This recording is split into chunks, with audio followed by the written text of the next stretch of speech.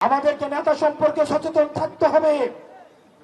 আমরা যেন আমাদের বিবেককে আর আমরা বন্ধক না দিয়ে দিই। কোন মার্কার কাছে, কোন ব্যক্তির কাছে আমাদের বিবেক যেন আর বন্ধক না থাকে।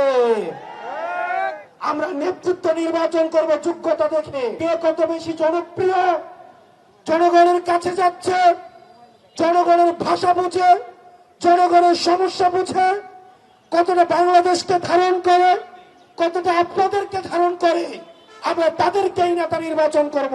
আমাদের দেশের এক শ্রেণীর নেতা উৎপাদন হয় নির্বাচনের আগে, কিনে নেয় এলাকার ওসি কে, কিনে নেয় এসপি কে, কিনে নেয়।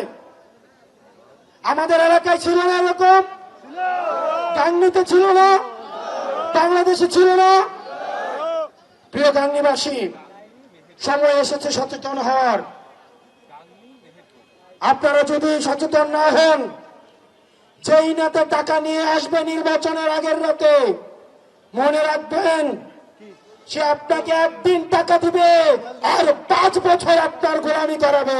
জনগণের যারা নেতৃত্বে আসবে তারা জনগণের সেবক, কিন্তু নির্বাচনের আগের রাতে সে যখন আপনাকে টাকা দিতে পারবে তখন আর সেবক থাকবে না, তখন সে হয়ে যাবে মালিক আর আপনি হয়ে যাবেন দাস।